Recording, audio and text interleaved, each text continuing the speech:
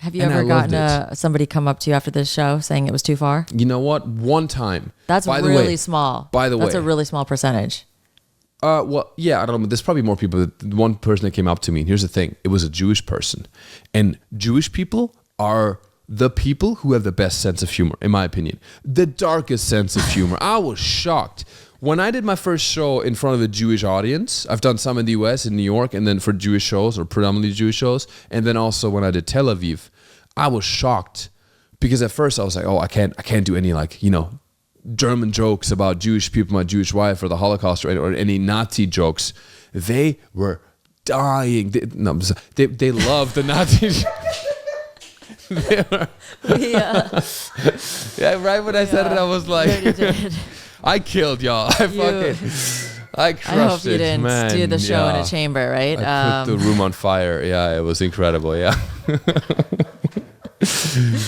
I was shocked by that. I got a note from a person in Tel Aviv, and they gave me a note on a receipt, and it was a note with notes from our comedy, which there's nothing more Jewish than that.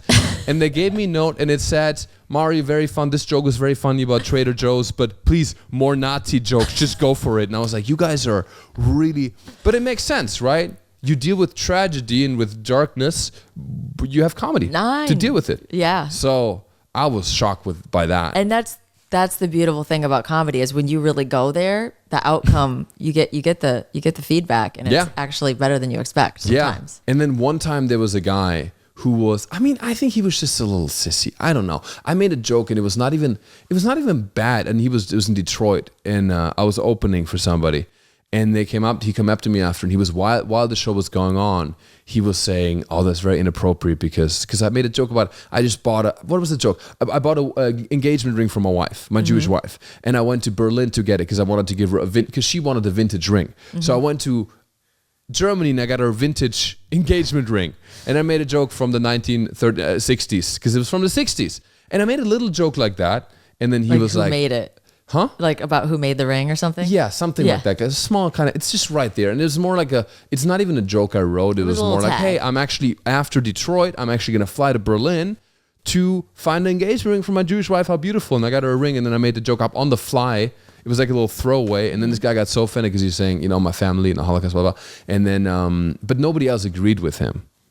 Like nobody. Oh, he said it out loud. He said it out loud. He was heckling me. He heckled me, right? Which is something I never hear. Also, my crowds are so well behaved. It's awesome. They're pretty educated. Your crowds are really educated, intellectual. Yeah, they're smart and they're never too rowdy. Not too many hecklers. So it's chill. But that was the one time, and then I had a whole conversation with that person after. I was like, hey, I want to make sure that you're okay. I know I made you feel uncomfortable with this, and then we talked it out. And it was fine, but. Yeah, he was like a male Karen a little bit.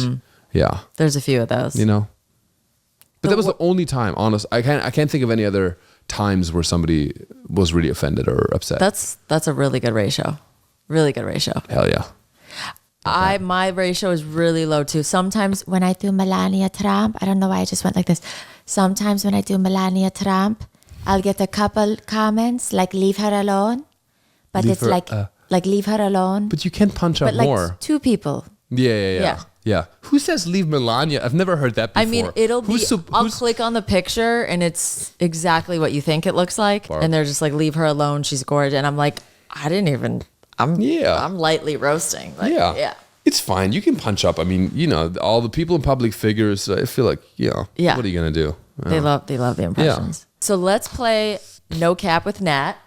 Can I get our cap? With Nat. No cap with Nat. We're gonna look at that. Reach in and we're gonna get the most Gen Z thing I've ever heard. Personal. Is it Gen Z? Yeah. I guess no cap is like a Gen Z term, right? You're gonna go first. So what is this? You'll see. You're just gonna respond to the prompt. All right, cool. And we're gonna see who's such a cute game. I love it. All right, let's do this one.